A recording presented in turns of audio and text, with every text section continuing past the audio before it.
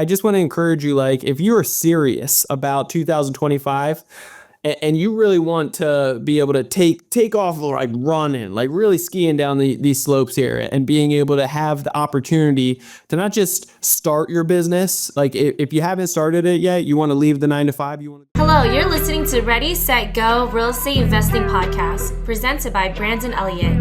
This show will be going over all aspects of real estate investing and is intended to educate, motivate, and prepare you to take action on your first or next real estate investment. For more information, please visit BrandonElliottInvestments.com. Thank you for listening and enjoy. What I want to share with you guys today is what you should know. Most likely you don't know, and that's okay because it's going to get covered here today. It wasn't your fault prior. They're not teaching this stuff in school. Surprise, surprise. They're not giving you the information that the wealthy have, and they don't know exactly. Like, they have their own agenda of what they want us to fit within some little boxes. With that being said, the banks make it really easy. They make it really easy because they all have certain rules. They have bank policies. They truly actually want to lend to you, believe it or not. And I know that might be hard for some of us to acknowledge and realize, but it's like the banks want to lend to you. That's how they get paid. That's how they get money.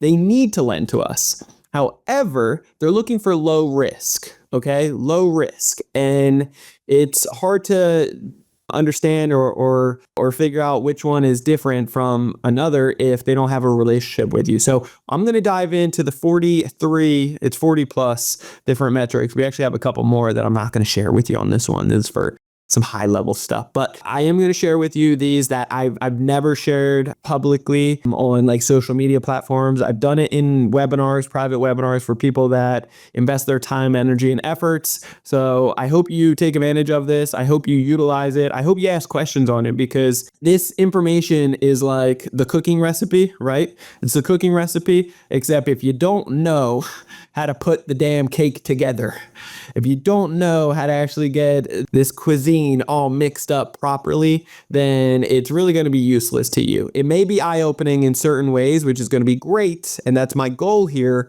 but it's also like you're getting a majority of the puzzle. To get the rest of the puzzle, I highly encourage to just simply book a call. Like, book a call with our team. Go to creditcounselelite.com. That's creditcounselelite.com. You'll be able to book a call with our team. You could book a call with me. You could actually sit down and say, like, hey, I want to talk to Brandon. And if I'm available, I will make myself available to you to serve you, because this stuff is important. I'm really passionate about it. It totally, like, real estate changed my life. Credit was the thing that did it, right? Like, there's good people out there that I'm in masterminds with that are getting bullied on their interest rates, even if they're in the low to mid 700s. You know, you need to be at 760 to 780 range or above to be able to get that best rate. And so they're mixing in some, fees and higher interest and so forth that adds up over time, especially if you got multiple real estate deals, especially if you're hanging on to it for 10, 20, 30 years. Many of us, which, we refi and so forth, but check this out. If you hang on to it for just even a bit of time, it adds up. And you're just pissing away money. You're already spending this one way or another. So my goal is to not just educate you, but inspire you and show you how to actually do this stuff on your own, so that you don't need to rely necessarily on the banks or the system or private money lenders. Like, you can actually do this successfully, getting up to $500,000 in new funding every 6 months per person. There is an option that you can repeat this every 6 months on your own per person. Okay. And so I rather empower you on how to do this. So let's dive into it. First and foremost, I think it possibly may be important because the first one just drops into it. It's like, hey, do you have any late payments, champ? Okay. Late payments. Let's just cover the 6 boxes for a second, because some of these are going to break down and really go over the 6 boxes. So let's discuss it, right? So these are the 6 boxes. If you don't know, now you know. 6 boxes that make up your credit profile, right? These 6 boxes are imperative to your success. If you don't know this, like, this is the elementary stuff that should have been taught in school. But check this out. There's 3 boxes that are not circled right now. Those 3 boxes are related towards fixing. The other 3 boxes are related towards building. Those are the circled ones in red, in the middle, and then the bottom left. Those are build. So you always want to do fixing first and then build second. You don't want to put lipstick on the pig and start doing it backwards or simultaneously. You don't want to do that because that's not going to serve you. That's not going to help you out. So instead, what you're going to want to do is verify, hey, and ideally, as you can see, the top colors on all these, you really want them all 6 to be green, okay? This will allow you to have the 800 plus FICO score, get the best rates, best terms, best conditions, get the highest limits if you know what to say, how to position yourself, and so much more. But doing this, it sets you up for success, hands down, okay? If you need some credit, which we all do, to be able to leverage into starting a business, growing a business, scaling a business, like taking out the competition, marketing, inventory, budget, to be able to get the best of the best hire-ons, like Turo, e-com, trucking, oil, syndications, you name it. We've had so many. We've had thousands of members come through Credit Counsel Elite in the last couple years, and it's been life-changing for so many that implement this stuff. So I tell you that to say this, the 3 for fix are important for you to do, whether you're in the 800 club or the 300 club. And I truly do mean that. Like, people in the 800 club wave their hand and say, Brandon, I don't need any of that. I'm good to go. I'm already at a great FICO score. Yes, I agree. However, if you spend just 5 minutes of your time on each bureau, TransUnion, Equifax, and Experian, trust me when I tell you, it will be night and day difference on what it can do for you, what it can open up for other credit lines and so forth. So whether you're in the 300s or 800s, you're going to need a little bit of fixing. This person right here, you can see that there's several late payments, right? We're at 96%. And as you can tell, the percentage rate above, out of the 6 boxes that make up your credit profile, payment history makes up 35% of your FICO score. It's a big deal. You don't want to miss out on this. The credit card utilization, that one's for build, right? Let's just take it back to just fix related for right now. Hard inquiries, that makes up 10% of your FICO. Not a huge deal. A lot of people put a lot of emphasis on that. However, just because it only makes up 10% of your FICO, it's usually 1 to 5 points max. And as time goes on, 6, 12, 9 months and above, 12 months. Once time goes on, it's not hurting the points as much anymore. It starts coming back. However, if you have too many, you have too many. And banks they're very jealous. They're very territorial. So if you are searching for too much credit, you will get denied for too much credit. So you may ask yourself, all right, Brandon, well, how the heck are you guys applying for anywhere from 10 to 40 plus applications over a 30-day time frame? And how are you able to repeat that every 6 months? Well, the thing is this. Whether you apply for 1 or you apply for 40, it makes the same impact onto your credit profile. And then because of that, you're not going to, whether it's 1 or 40, for the second, third, fourth, after they show up, the first ones, you're going to start getting denied for any others. And so because you've been searching for too much credit, they're going to say, searching for too much credit. That's going to be their excuse 9 times out of 10. After 6 months, those excuses start breaking off saying, you haven't been searching for too much credit recently. You're good to go. There's plenty of banks out there that will drop that excuse after 2, 3, 4 months. But a good, strong average rule is going to be 5, 6 months. So we always just say 6 months just for easy understanding. Going back to this though, again, it's like whether it's 1 or 40, 50, you want to do it over a 30-day time frame and ideally about 10 per week. That's like a good safe average, and then removing hard inquiries as you go. And so we do teach that at Credit Counsel Elite, and actually cleaning up the credit profiles, whether you're in the 800 or 300, it's important.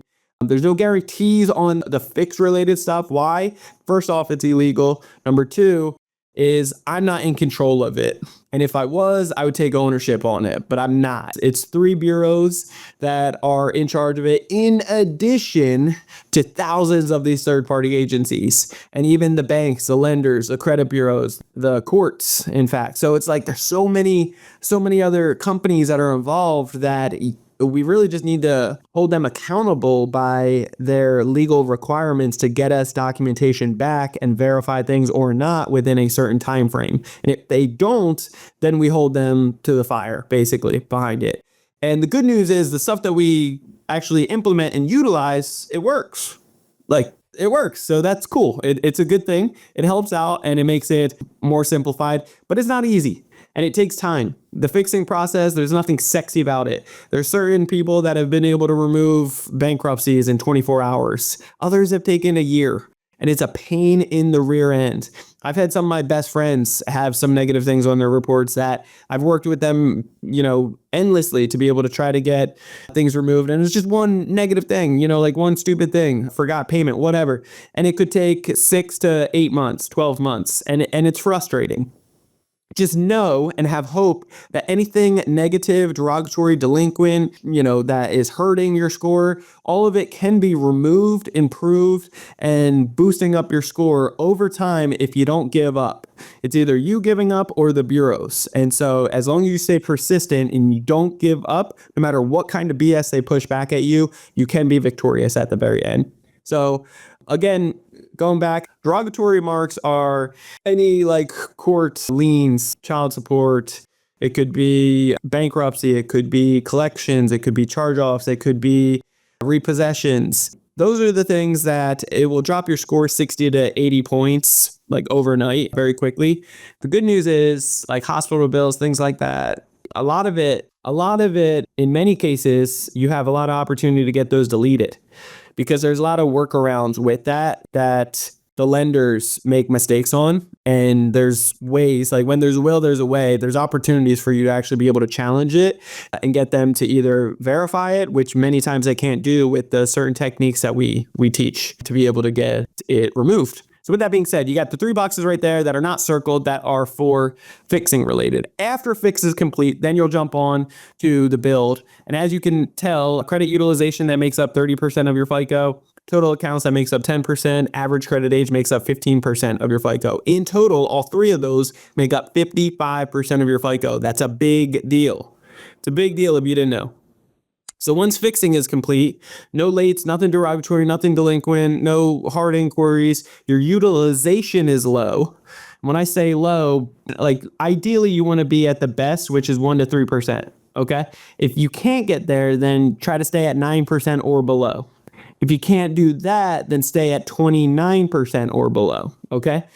Now, if you're above that, you start getting screwed. You start getting into the yellow, just like my hard inquiries over there, in the yellow section there. That's no good. You don't want that. So that box right over there, that's not looking so good when it's in the yellow. Being that this one's in the 5% to 3%, if possible. There's a little secret there. 1%ers will actually have that statistically. Now, that goes across all of your cards, but in addition, also individually on cards. So you could still be in the 800 club. You could still have all of your utilization at that 5%, let's just say. But you got one card that is maxed out. That's not good. You can still get denied. It's not going to help you. So you just want to be mindful of that. Like I was saying, all 3 of these build boxes, you can use them for authorized users and be able to boost up after everything is cleaned. Fix related, then you move on to build and you can actually boost up these boxes getting to 21 plus total accounts, or you'll be in the green like this one being above 11 worst case scenario. And then the average credit age, it's at 4 right now and that's in the red. Of course it is. Anything 5 or below is in the red. Once you get to 5 to 7, that's in the yellow. It starts helping, but I do not recommend a mass apply. And when I say a mass apply, what I'm referring to is an application sequence. When done correctly, you'll actually be able to get up to a 90% approval odds. It's pretty awesome. And so you want to do that so that you can get the best terms and conditions. You want to get the highest limits. You want to apply for 10 to 40, 50 plus applications and have that 90% approval odds. So then you're walking in with confidence, boldness. You know you're going to get approved because you know how they're judging you. And so that average credit age, you got to be at least 5 years and above on the worst case scenario before you get our permission to do a mass apply. Otherwise, you're just going to be shooting in the dark. You're going to be getting no more than 3 cards realistically. And that's not a mass apply. That's not setting yourself up for success. That's what the average people do out there. That's not what you want to do, especially if you're inside Credit Counsel Elite. Now, if you're struggling with hey, I need to get to 7 years plus to get to the green, or I need 9 years plus to get in the best case scenario and 21 plus total accounts. I'm so close. I'm at 19, something like that. Then what you could do is add authorized users. You could jump on some of my cards right here and be able to if it's all just calculated math, so you wouldn't want to be added to a card that has anything derogatory, delinquent, none of that stuff. But if the card is all in good shape, high limits, low balance, never been late, nothing derogatory, and I add you, for example, to one of mine or somebody else's as an authorized user, then that by the statement closing date, which is every 30 days, you'll be able to get that good credit history reported onto yours. And that, my friend, is how we can guarantee how to show you, actually teach you this stuff, how to actually get to the 800 club in 30 days or less. Okay. So let's talk about this stuff. If you have any questions on that, by all means, put in the comments below. I'll be sure to get back to you on it. And again, if you forgot or you came in late, make sure you share this out. Okay. I'm inspired to be able to get this information out there. I've never shared this stuff. It's very important. It's very imperative for anybody's success when they're applying or talking to any banks. You're going to want to do these things. So I prefer you not to take any screenshots or share this out, but you could share the video. But if you are going to, make sure you tag me on social media and give me the credit where credit's due, because it will help you, bottom line. All right, let's talk about it. So like I was mentioning, number one, it's going to be, do you have any late payments? I already told you, if you do, you're going to have to get it figured out and removed. What you could do is call the banks and ask them to update it as paid as agreed as a one-time goodwill gesture, especially if it's been within the last couple months. You have way better chances to get it updated as paid as agreed. If it's been within the last year, it is hurting your credit drastically, and it makes it very difficult for you to get any type of new funding. After 1 year to 2 years, it makes less of an impact, but still hurts and it's still, messing up with that score. After that, it drops down another level when it goes to 2 years to 4 years. Okay. It hurts the score a little bit less, but it's still penalizing it, and banks may start opening up a little bit more. However, they're definitely going to have some questions of like, hey, what the heck was that back then with this account, and what has changed? Has anything changed? Like, how can we even trust you or label you as a lower risk right now when you're like skyrocket list, right? High risk. So with that being said, after 4 years of a late payment, leave it alone. It's not hurting your score anymore. Just leave it. If you touch it, you start messing with it, it could actually show up as an active, like brand new, fresh negative account, hurting your score. That'd be no bueno for sure. All right, I'm going really slow here. I need to start running through this stuff. So number 2 is going to be any derogatory accounts. We talked about that. If you have anything, you can't apply for anything. You're going to want to make sure you get those removed ASAP. It doesn't have a score, like a percentage attached to your FICO. Just know it's huge. Like, not good. So make sure you get that cleaned up before ever trying to apply for anything, whether it's 4 years old or not. Like, clean that sucker up. In many cases, it's more than doable. Number 3. Sorry if I'm like yelling in the mic right now. What is your total utilization, and what is the highest utilization on any card? Like I mentioned, utilization, it's not just as a whole on all your cards, but also individually. You're going to want to be at 1 to 3% ideally. Number 4 is going to be the total accounts. Like I said, you're in the green when you're at 11 plus. If you're not there, or if you are there, to get to the best is going to be 21 plus total accounts. And they want to see, which brings to the next number 5, mixed use of accounts. It's not just regular personal credit cards, it's also retail credit cards, personal loans, student loans, auto loans, mortgages, etc. You don't need to have all of them. Like, I don't have any student loans, I don't have any retail credit cards, but they do want to see mixed use. They don't want to just see one type of product that you've always had and that's it. Okay, they want to see that you can handle 21 plus total accounts. I know it's different than your average that you grew up thinking, and your grandfather or somebody at school told you should only have maybe 1 or 2 different accounts, maybe 3 at the max as a backup plan. That's BS. It's inaccurate. They want to actually see that you can be a good steward of the funding and different products, different services, and you can be responsible with it, right? So it's important. Number 6, how many hard inquiries do you have in the last 24 months, which is 2 years, after, as well as 12 months, 6 months, and in the last 30 days? Specifically, a couple things here. In the last 6 months, if you've applied for anything, it's important to understand like what have you applied for and how much have you applied for in the last 6 months if you want to do a mass apply with us in the short coming months, like sooner than later, in the last 30 days as well. Like if you have any hard inquiries or anything, that we need to try to get those removed ASAP. Now, hard inquiries should be dropping off your credit profile within 24 months. That's 2 years. However, the bureaus, TransUnion, Equifax, Experian, those three, they do have up to 6 months to actually get it legally removed once they're supposed to fall off. Many times they don't take that long. Sometimes they do. Keep in mind the three main bureaus, TransUnion, Equifax, Experian, they are just mom and pop companies. They are no better, bigger. They are bigger, but they are no better or different than you or my business, my company and yours. They make mistakes all the time. Statistically, they have over 50% or 70%, some crazy, of inaccuracies being reported on all credit profiles. Like something crazy. It's like, wow, that's a lot you guys are screwing up on. They're all just data collecting companies, okay? Don't get that confused. Number 7, what is your average credit age? Again, we talked about this in the 6 boxes, which cover a lot, but it's important to get that visual. The average credit age, you want to be at 9 years plus. If not, get to 7 years plus. If not, you do not have my permission to apply for multiple credit cards or any other products for that matter if you are below 5 years average credit age. It is something in your control that you can boost up your score by adding authorized users. Again, fix first, build second, boost up that score second, and you can get them for free. There's methods and systems that we teach inside Credit Accounts Elite to get them for free. Otherwise, sometimes it just pays for efficiency and it makes sense to do that, to pay for them and to just get it timely, quick, without any headache, with no issues. And so we have resources that can save you 25 typically to 50% than what the average price is on the market online. But we can show you how to get those as well. And if you want to pay a premium, God bless you. Where are we at? We are at number 8. That's primary accounts.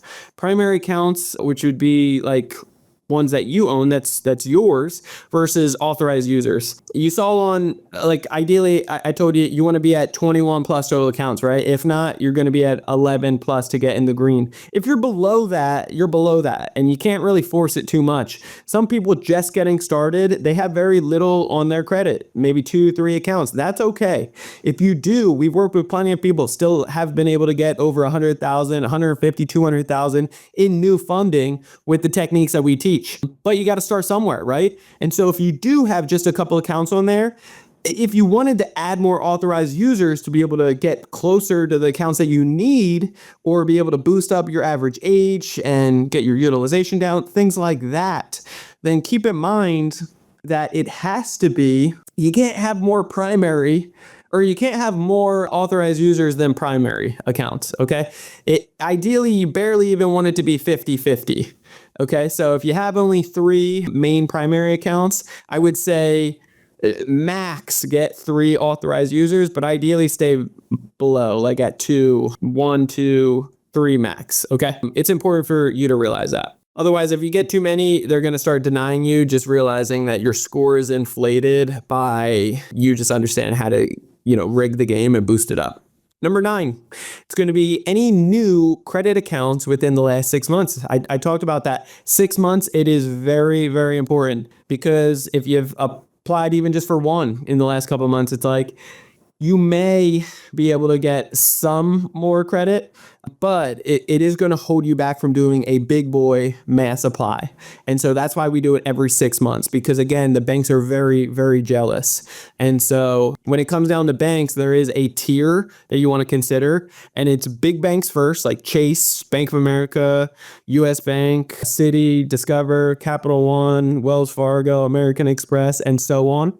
And then it's regional banks, and that could be like Banner Bank, Truist, Key Bank, Huntington Bank, bank. You know what I'm saying? It's like these banks are going to be more your regional banks. And then lastly, it's going to be small local credit unions. And that's what's ever convenient to you. Don't get it twisted with like two of the largest credit unions I would consider as like the big boy banks, which would be Navy Federal Credit Union. It's the largest nationwide. And then the second largest credit union is going to be Penn Fed Credit Union, Pentagon Federal Credit Union. So those two are the largest. I wouldn't consider them the small local credit union. So just be aware of that. But all these banks have great opportunities. You want to put them in that order as you're starting to build out your list and really dial this stuff in. Where are we at? Number 10.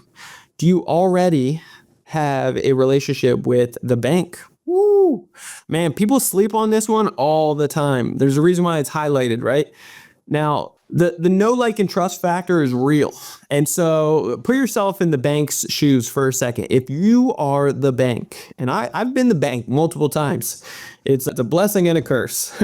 But when you are the bank, because sometimes you got to foreclose, right? You got to go after other people that you lend out money and it didn't work out for some reason, one reason or another. So when you are the bank and you see your job is to lend out money, right? That's how you get paid. You need to lend out money. You're the bank. That's what the banks do. They have to lend out money.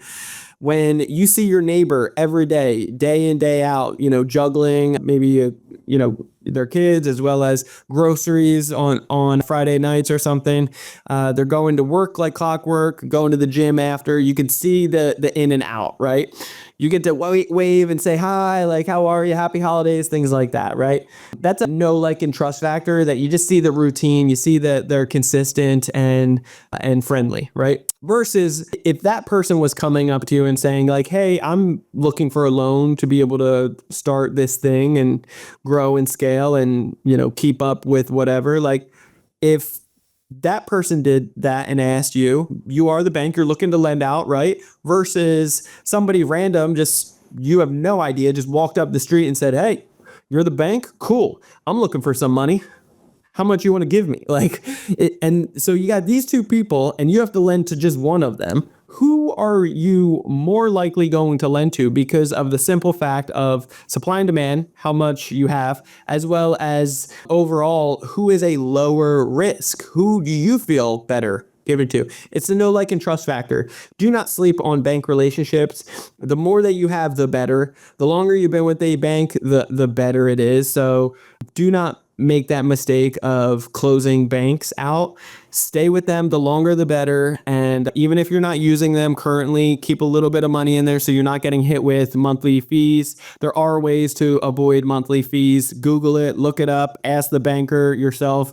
If you got to go set up ACH, bill pay, if you got to do a direct deposit from your W-2. If you have to go to the dollar store and use your debit card a few times once a month, it's like, it may be beneficial so that you're not paying any fees and you keep the relationship established. And then when you see a new product or service that you want to take advantage of in the next 3-6 months, then you can start stirring up that relationship and really using it as your main one, right?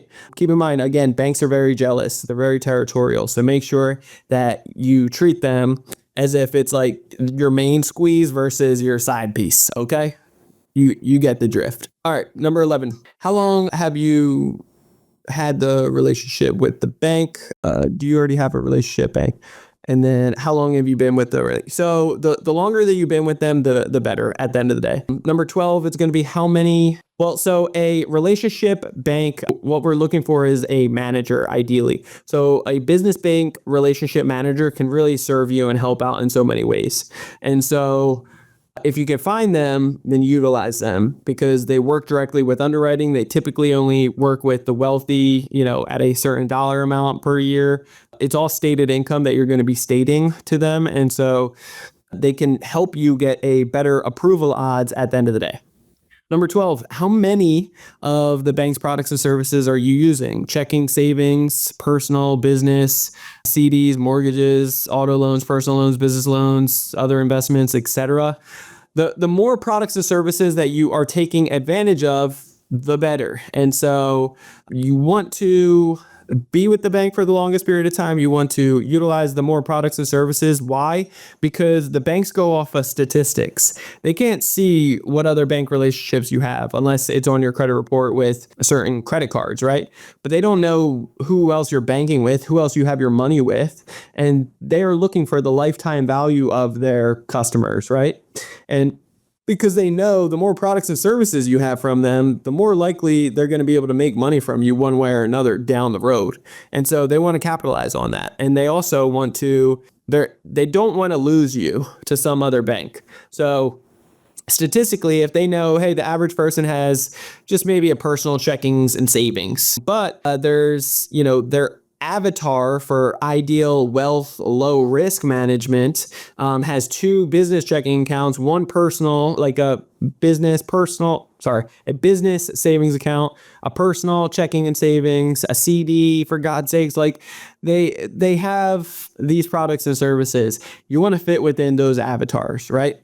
Number 13, whether or not you have a direct deposit set up with the bank and the amount that's coming in. So if you can set up a direct deposit, it is going to set up just a stronger relationship. They like that stuff because it's less likely, statistically again, that you are going to want to cancel that or take the time and energy and efforts to cancel that. And so they know they can kind of bet on it a little bit longer, that it's less likely you're going to leave them. And you're kind of wrapped around their finger a little bit more. It's just statistics. That's what they're going after. Number 14, what is your total balance in all of your personal bank accounts per bank relationship? And then 15 is the same thing. It's just for related towards the balances in your business bank relationship. Now, the balances, it makes a difference. How much money is going in versus how much money is going out over a 30-day, a 60-day, a 90-day, or even a 6 months time frame. That's number 17. All of this stuff is very important. Going back to 16 here, it's like the tiers of your accounts. There's a low 5, a mid 5, high 5, etc. Like there's these internal ratings with how much money is actually in the accounts. They don't want to just see money sitting there. And again, if you just have money sitting in there for the last couple of years and you're just keeping it to the corner, that when you see a good product pop up with that bank, you're like, cool, I'll start mixing it up and stirring up the relationship so I can apply in 3 to 6 months, great. But if you just open an account, sit a couple bucks in there and then just like walk away and then apply, a couple weeks later, that's not necessarily going to serve you, especially if it's underneath like $1,000. Ideally, a low 5 is a great standings, and that's when you have $10,001 in the bank account or going up to like 40,000. The highest and best tiers is when you're at 100,000 plus, or even getting to, $1 million plus, right? There's other tiers after that for the extra wealth. But with that being said, these lower tiers, don't freak out if you're like, Brandon, dude, I only got $1,000. I only got a couple $1,000. Like, can I still get a relationship going? Again, there's going to be things in your control and things out of your control that you're not going to be able to necessarily control. And that's okay. And so figure out all of these different steps and figure out what you can optimize on your own and be prepared with, and then be like ready when these banks potentially deny you or throw up a red flag because, whatever circumstance, because you didn't have enough money in the account or something, right? That was more like, I don't know what else to do. So just be prepared to hit the reconsideration line and get it overturned. And there's many ways to be able to do that. Number 18 is going to be the checking account type. Is it elite or is it like a low level, like a beginner, just kind of opening a student type of account? If you're applying for, I see it all the time, people are applying for elite type of credit cards when in fact their credit profile in general an elite type of card, right? One of the bank policies is, I'll give a quick live example here. Navy Federal Credit Union, I mentioned that's the largest credit union out there, right? So they have an elite type of credit card, and you cannot get approved with that credit card no matter what, if you do not have their elite checking account. Okay. And most people just don't know these rules. They're not telling you these rules before you apply. They just let you wing it and just like, sorry, dude, like we're capturing all the data on you, but we're not telling you like, hey, you're automatically going to get denied because you don't have, one of our policies goes with, you don't have an elite checking account. So therefore you don't qualify for this card, no matter if you're in the 850s or not. Like, and so it's important to realize that banks have bank rules. They also have bank policies. Bank rules could be like Chase 5 and 24 rule, or Chase of 2 and 30-day rule, or American Express 1 and 5-day rule, or American Express 2 and 90-day rule. There's these rules that you can't apply for too many cards within a certain time frame, or they'll deny you unless you're working with and justify why you deserve that card and can work things out. So you just want to be prepared and equipped with understanding some of these things. Number 19, what your profile states under your account. So again, if you had some of us open up our accounts when we're younger. You could have been working at Burger King for God knows. You could have been a student and just wrote student on there, living at mommy's house. I don't know. But whatever you put underneath your profile, however many years ago, make sure yearly you're checking back in underneath your account so that you're updating it. And you're manifesting the future a little bit, if you will. You want to put a little bit higher stated income. You want to do a low risk industry. You want to make sure that what you're stating on your avatar, like your profile with that bank, it actually aligns with what they are looking to lend to, and it makes sense, so it will lower you as a low risk and give you more pre-approval options and opportunities. Number 20. What is stated on your applications? What is the job? What is the industry? Is it a low risk? Is it high risk? The credit space is high risk. Believe it or not, real estate with many banks are labeled high risk. I know it sounds crazy because there's so much money and there is strategic ways to be able to make money in real estate, but they label it as high risk. If you are in real estate, they don't label high risk, many banks at least. A good rule of thumb is if you are in property management and you are collecting rent. Okay, so that's something to be aware of. If you wanted to switch around, the industry type, so it's not comes off as high risk. Trucking space, high risk, like all these crazy things that these banks are labeling high risk. So you can Google, you can also ask the bank straight up, like, hey, what is your bread and butter that you love to lend to? And what do you not like to lend to? What don't you like to lend to, so that you can be a little bit more prepared for it.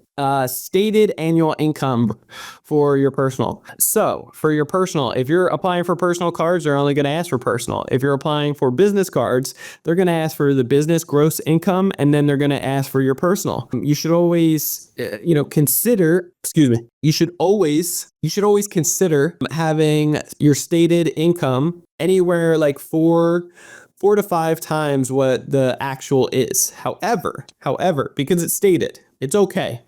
Okay. You don't want to say like you're a teacher or making, 30, 40, 50 grand a year. That's not going to serve you. And you live in a city that, it's expensive. There's not much left on the table there, and therefore it's a higher risk to them. Anything could happen. Keep in mind with the stated annual income for business, for example, you want it to be like your expenses to be roughly about, like a good business is running about 30 to 40%, right? So 35% rough range is a good profit margin for a business.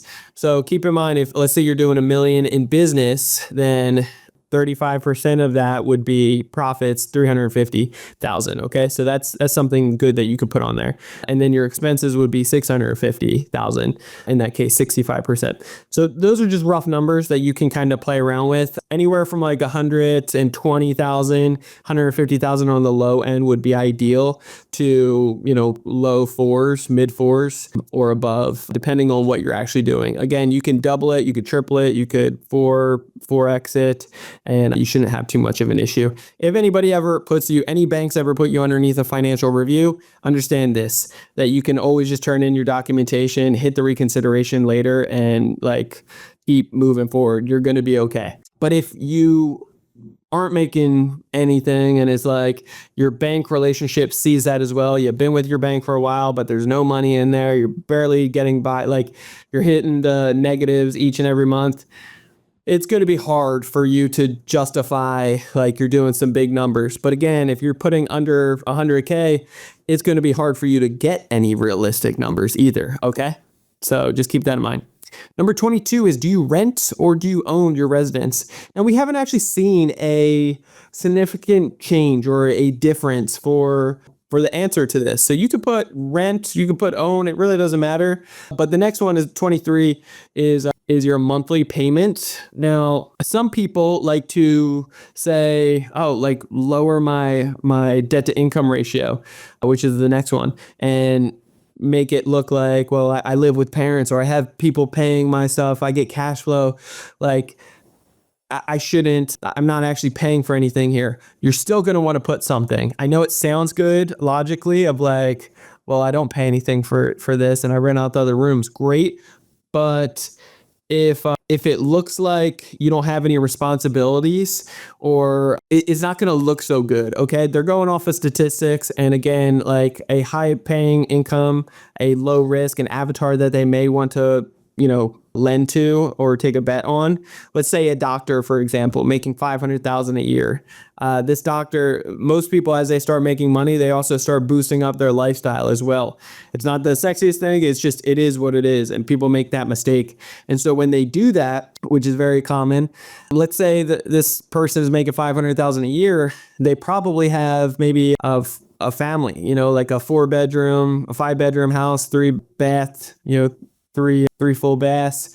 They have a pool in the backyard. They have a 4-car garage. They have multiple cars. They go on vacations a couple times a year. They, have a good sized grocery bill. They have gas bills. They have solar. They have like all these things that start adding up, even concerts and so forth and entertainment. And so therefore, they know that, and they anticipate that you're going to spend more on the cards, and they like that. They want to make, like, every transaction on your credit cards, the banks are getting a little piece with the merchant. So therefore, like, they want to do this. It just makes sense for them. What else? We covered the next one, which is DTI as well. Well, DTI, you really like kind of like real estate, right? Like you want to be below 40%. The lower your debt to income ratio, the better. So get it to 20% and above, like 25, 30%, and you're in good shape.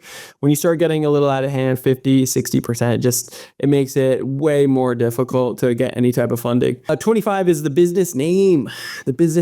So, like I mentioned, avoid all high risk fields, right? And so for like real estate companies, a lot of people, now that you might know, for real estate investors, real estate is a high risk. And so the banks aren't really excited to lend to that. And so therefore, to be able to maneuver around that and still get the banks to lend to you, you want to keep it a little bit more generic.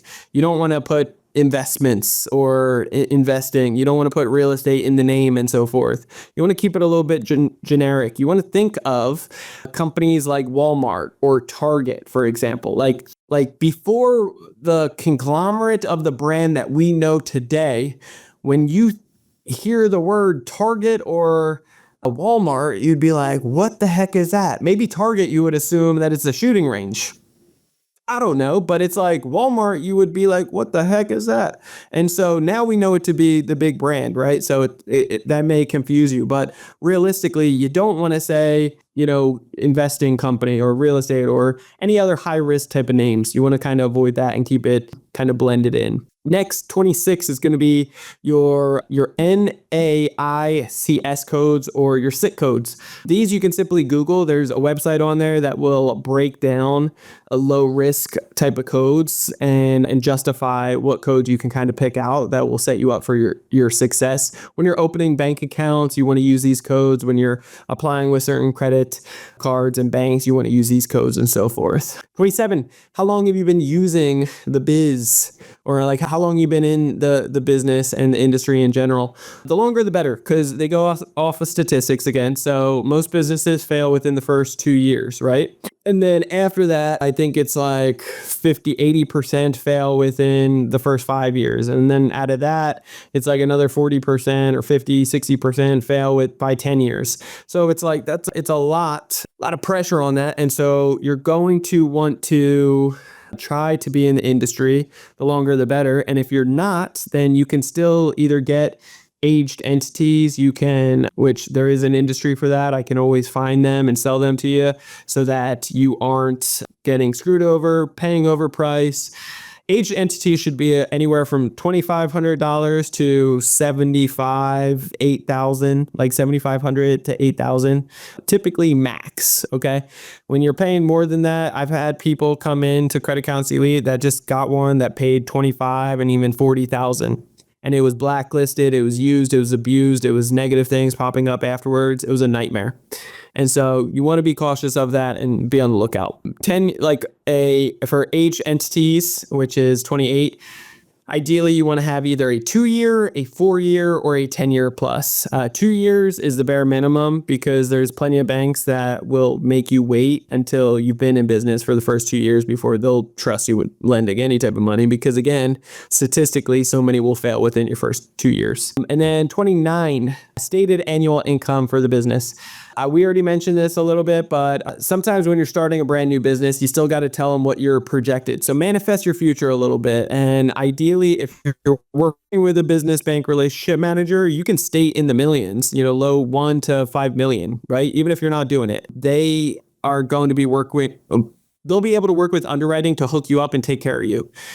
If your bank relationship doesn't match that and it's like nowhere close, it's just such a far stretch, I recommend keeping the business stated income under $1 million, keeping it roughly 850 to like 950 max, for the simple fact that when you hit $1 million or more, a lot of the banks want to if they don't have enough info on you, they may want to put a financial review on you so that they can verify your income and then be able to set you up with somebody on their team, somebody with that bank that is a business bank relationship manager, so that they can actually get you connected, take care of you more, and set you up for more success and be able to kind of serve you and keep you happy so that you don't leave and go to some other bank. All right, number 30 is the expected monthly spend. Not all banks are going to ask this, but some will. And so the expected monthly spend for that example that I gave earlier, gross $1 million for the business, profit 35%, that's 350, expenses 650,000. If you just divide it by 12, I think it's like 58,000, 55,000, something like that. Like, you just do the math, and I recommend typically keeping it under 50, but it just depends on your bank relationship and what's your highest and lowest credit card limit that you currently have. 31 is going to be requesting. Let me go back to that for a second, just so you know, like if your lowest or your highest credit card limit that is visible on the personal side is like $5,000, then it's hard for you to justify like, oh, I'm going to be at, 50,000 or 60,000. It's hard to justify that. We've had members get 100,000 in credit lines at Credit Counsel Elite. However, if you're not used to running money through your accounts and making it look like, oh, you can do this and you've been doing this with other banks, then it's going to be nearly impossible. There's levels to this stuff to be able to build up to. Okay, where are we at? 31. All right, requesting the credit line. So when you are requesting, sometimes they'll give you the opportunity to request a certain line, like a certain limit. Always basically bounce it off of that monthly expected and say just a little bit higher. If sometimes you could get denied on the application, you hit the reconsideration line. Sometimes you get approved and you get a lower limit that you'd like, hit the reconsideration line and ask for a higher amount. Ask for 2-3 times the amount. The banks will always meet you somewhere in the middle. If you ask for 10,000, they'll give you, 8,000. They'll give you 5,000, something like that. So always state higher so that they can settle somewhere in the middle. Okay. 32 is how much has the bank extended in credit to you already? There's limits with each and every bank. So for example, Chase has a limit of 150,000.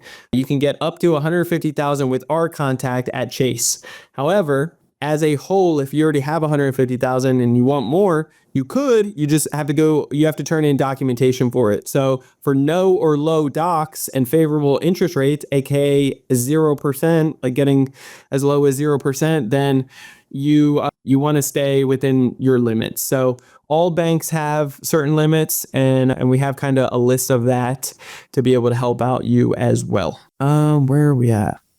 33. Have you used an affiliate link for the application or not? Ideally, think of an affiliate link. You can find them online. You can ask your friends, family. You can borrow some from other people within our group of Credit Counts Elite. At the end of the day, like if I have them, I got a lot, so I can always send you something. But you typically want to utilize an affiliate link because the banks look at the lifetime value of a customer, and if somebody's bragging about it and sharing out their link to another potential member, then that's they want to do that. It's like free marketing, right? And so it just makes sense. Like if you're bringing somebody to the barbecue and you brought them, and it's your family, like your whole family is going to praise them up and love them just as if it's you, right? Because you brought them. If you have somebody random just popping up to the barbecue, it may be a little different, like a little bit more mean mugged. So you just want to, like, ideally, if you have an affiliate link, use it. And sometimes you can get higher sign up bonuses and other benefits behind it too. So why not? 34 is going to be individual credit card utilization. It's not just as a whole on all the credit cards, it's also individualized. So if you have one of your cards maxed out, your score's still in the 800, but one's maxed out, your overall utilization is low, it's still a big deal. You need to get that one. Bare bones down to the yellow, which is 30 to 49%. But realistically, truthfully, you need to get it in the green, which is 29% or below. 35 is going to be most recent late payment, whether it's 1 year. If it's within 1 year, you're screwed. You got to change that. If it's 1 to 2 years, 2 to 4, or 4 years plus, I already covered that with you guys. 36 is going to be the reasons for requesting and searching for credit. Why are you actually asking for credit? Are you going on vacation? Are you in a bunch of debt right now? Do you want it for marketing? Do you want to, if you have inventory, you already have contracts, you already have contracts and people are going to pay you, but it's within a certain period of time, like 30, 60, 90 days, then it is better and you just want to get paid up front to be able to service, like that's stuff that they like to lend to, right? So figure out the reasons and make sure that it justifies as low risk versus, I'm going to go on vacation. I'm going to ball out this weekend and buy a $20,000 Gucci sweatshirt, can't afford that. Doesn't make sense. Not good. All right. 37 is going to be using a business bank relationship manager or not for your applications. Definitely use it. I already mentioned that. Very important. 38 is going to be hidden business cards. How much debt do you have on them? If it's maxed out, you won't be able to get funding with that certain bank. So if you have, I mentioned Chase, you can get up to 150K with them. If you have, let's say 100,000 with them right now, and you're like, cool, I can get another 50K, Brandon says, cool, that is accurate. However, if you already have, 40, 50, 60,000 in debt with them, like balances on the credit cards, they're not giving you any more. They're not going to give you any more until you pay that stuff off, whether it's 0% or not. If you're taking advantage of a promotional deal or not, you're going to want to pay them off so that with that bank, particularly before you get more funding from that bank. So what you could do is go to a different bank first, get funding from them. Afterwards, get that new funding, pay off those other Chase cards temporarily so that you can get more funding, another 50K from them, max out your opportunities, and then take all the credit lines from them and start putting it back to work. Like there's plenty of different opportunities for you to do so. 39, any loans that have the remaining balance that is greater than 80% of the original loan. What I mean by this is, okay, so if you got a loan, loans typically are going to be over a certain period of time. The duration of it can be a 30-year fix for like a mortgage or a 5-6 year car or Could be a personal loan financially for a couple years. But usually you have more interest up front versus going towards principal for your first chunk of the terms, the time frame. And when that is the case, you could have your loan for the first, couple years, and your original balance that you took out is still roughly the same amount that is owed, because all of it's going towards principal, or I'm sorry, all of it's going towards interest. With that being said, that scares the banks. It scares it, because they're like, dude, you still owe the same amount that you took out back then. So what you want to do is really get it to 80% or below so that they can feel good. And I know that doesn't feel good listening to that, and you don't always need to do it. But if you're getting denied because your balances are too high, and you're looking and you're like, no, they're not. All my utilization's good, but my loans are a little bit higher than, and you're still paying as agreed. You got good terms, like all that stuff. I get it. You're going to have to make that call whether or not you want to be able to pay that down or not, and if it actually makes sense. All right, champ, let's run this out. We got a couple more left. 40, verify. No issues, baby, on check systems and early warning signs. Those are the scores, basically. So if you have been applying to open up, and you should be getting a new bank relationship open every 2 weeks, right? That will save you from getting on check systems or early warning signs. However, if you do it every day, if you're opening up too many accounts too fast, too soon, then if you do it online, it's more likely you're going to get hit with these systems, these flags, these warnings. You rather do it in person, build the relationship. Worst case scenario, do it over the phone or try to use some kind of resource, but do it in person ideally, because when you do it online, there are systems in place to, if somebody steals your identity and then scammers are trying to open up a bunch of accounts so they can do a mass supply really quick, get a bunch of funding, and then run off. This is why these systems are set up. And what they'll do is they'll basically pause your accounts underneath your social and your ID and everything. So you won't be able to open up a new checking account or anything, any bank relationship, or apply for anything for about 30 days. It just pumps the brakes really hard. So you don't want to be on any of those because it just slows down the process, doesn't make it fun while you're waiting, trying to let it drop off so you can do your mass supply. 42, where are you applying online? If in a different state while traveling or out of the country, good luck. So what I mean by that is ideally you should be applying in person. If not, then you could do it over the phone. If you have a business bank relationship manager, great. You do it with them, whichever way. But, worst case scenario, do it over the phone. But if you absolutely have to do it online, make sure you're in the States. If you're out of the States, even if you're traveling in a different state, but you're putting your home address and everything to your home state, then make sure that you are using a VPN. But realistically, it's like, you shouldn't be doing it when you're out of the country traveling. Like, just enjoy your travels and then come back and do it properly without the VPN, without any issues like this, because it could definitely hold it back. Number 43, which is the last one that I'm going to share with you guys today, is going to be make sure that you opt in to the pre-screening sites. So opt in is going to be checking out two sites. It's going to be factortrust.com as well as optoutprescreening.com. Again, you're going to want to opt in to both of those. It takes 2 minutes of your time to opt in. You're basically asking for free spam to your credit profile. It's just a soft pull on your credit each and every month, or as often as these banks want to. It's a soft pull, so it doesn't affect it, doesn't hurt it, but the banks have an avatar that they like to lend to, a little box that they want to put you in. And so they get to do a soft pull and verify and sometimes get you pre-approved, pre-selected, and good to go, and sending out this offer to you sooner than later. And you'll start getting just a stack of these letters, which really set you up for success. So these are the 6 boxes. These are the 40 plus metrics on how these banks and lenders are judging you and how to play the game. And I want to show you a couple other things really quick. So at the end of the day, you have options, you have choices, right?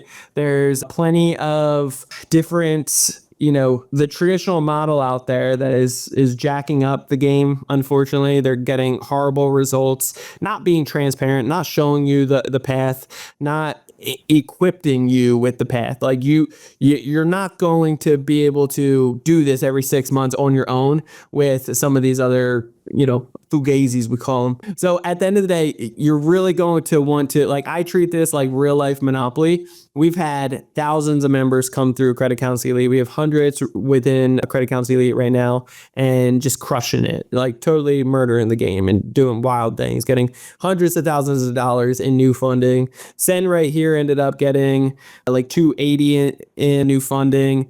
Nick Perry's been with us in the past. He's gotten massive amounts of funding. He's also been able to help out his whole team. He was making like $30,000 a week by doing some credit stuff that he learned within Credit Counsel Elite. Keaton just got 46,000 in new funding, and he ended up putting it in crypto because he's a gangster at crypto, and he's another mastermind that he's learning that stuff. And so he ended up turning it into 400,000 pretty quickly, which is awesome. I love it. Brandon here, he's flipped cars, planes, houses. He's gotten over 630,000, 640,000 in new funding. Let me see. Mo right in the middle here, Mo ended up getting 545,000 new funding. Nico got like 325, 380 maybe in new funding, and he's doing his second mass supply now. Who else?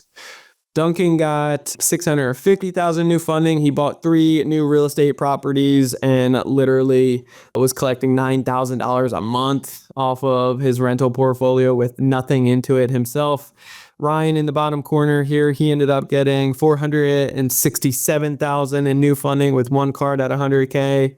Tom has done the same thing. He's gotten a couple 100,000 in new funding. Like Steve has done, I think, got close to maybe a little over 300,000 as well. Jason in the top corner where my face is right now, he's gotten over 320,000 in new funding on his first mass supply. I believe he's right around the same amount on his second mass supply right now. The list goes on and on. Okay. And I just want to encourage you, like, if you are serious about 2025 and you really want to be able to take off, like running, like really skiing down these slopes here, and being able to have the opportunity to not just start your business. Like if you haven't started it yet, you want to leave the 9 to 5, you want to go all in, like you're going to want to be prepared.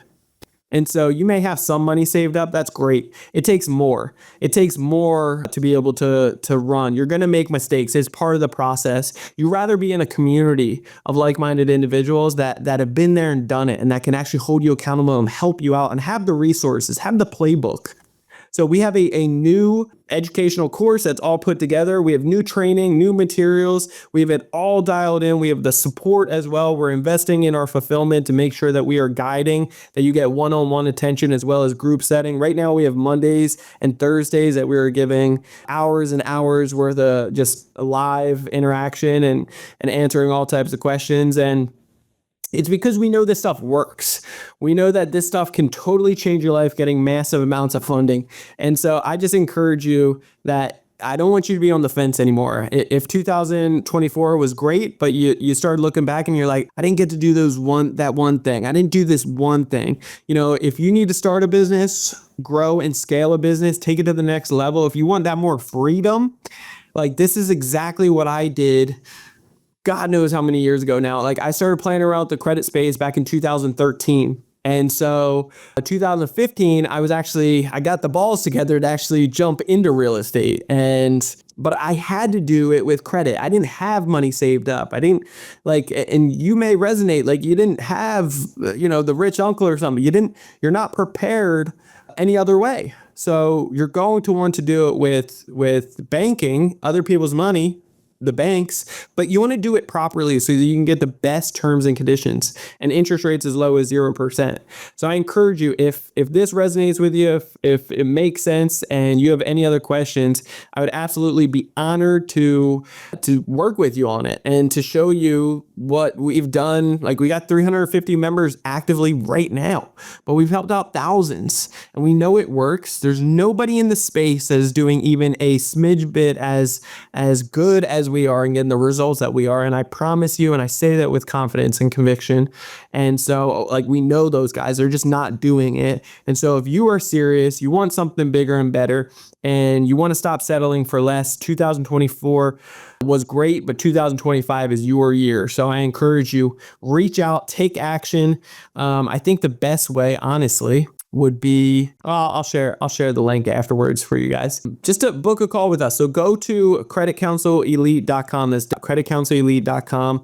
There's a quick 5-10 minute video on there that explains more about what the heck we do and how it could bless you. Answer some questions right from the start that could help out tremendously. But then afterwards, ideally, it's going to prepare you to ask even better questions. And at that point, you can schedule a one-on-one call with either myself or somebody on our team that are assessment coaches. They've been trained to be able to understand exactly where you're at and be able to understand the process to be able to help you out.